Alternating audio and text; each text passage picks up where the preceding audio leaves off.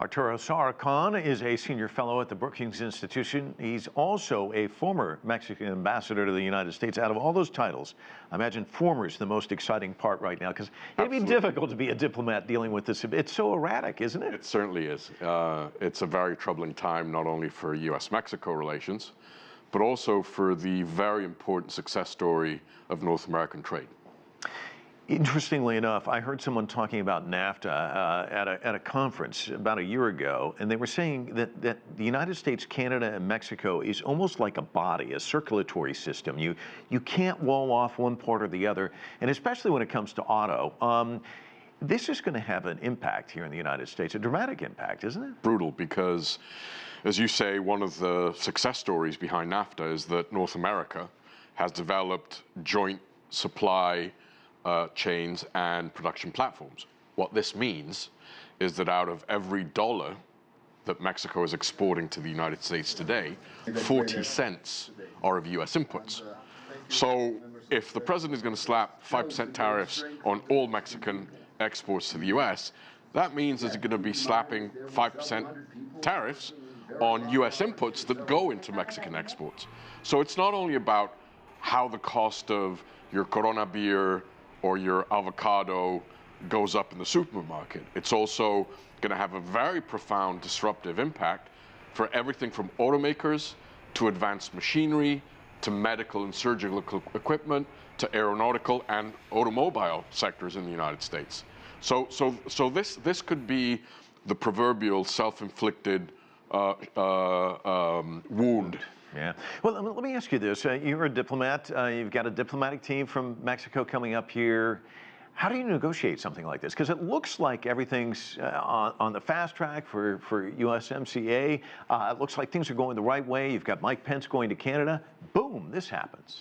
And not only this happened, it happened an hour or two after President Trump broke an agreement with Nancy Pelosi where they had agreed that he would not notify sending the USMCA to Congress until Pelosi and the White House were ready to start the congressional legislative process. So you've got a double whammy in less than 24 hours that could scupper or even derail or postpone, in the best scenario, ratification of USMCA on Capitol Hill. The challenge here is that it's a multi-tiered challenge.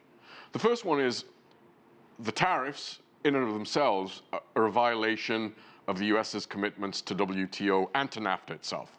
Second is the question of trust. How do you trust a president with whom you've just negotiated an agreement, who's putting pressure on Congress to ratify USMCA as quickly as he can, and then he suddenly goes and does this?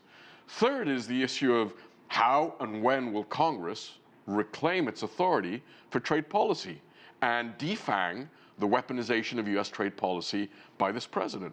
And then you've got this whole issue, which is the salient one for the Mexican delegation coming up to D.C. tonight, which is you can't conduct diplomacy or trade policy driven by tantrums, tirades, and ultimatums. And at some point, the Mexican government is going to say, this is a red line. We don't want a confrontation. We want to de-escalate tensions. But, you know, there are limits to what we can do. Let me ask you this. Tariffs, are they going to have any impact on stemming the flow of illegal immigrants into the United States? They're not, there's no linkage there, is there? Well, the president has established a linkage going back on a very important principle of U.S.-Mexican relations because they're so complex. For 2 decades, Mexico and the United States had agreed that we would never link disparate issues of the bilateral agenda. That is, if we have a trade dispute, we won't bring energy or water or security or immigration into the mix. The president has just linked immigration and trade together. So, you know, again, it's his my way or the highway approach to diplomacy.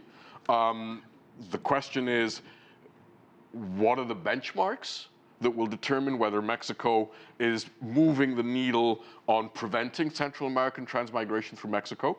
Because if you look at the numbers, you have almost 80,000 Central American migrants that have been deported back to Central America in these 6 months by the López Obrador administration.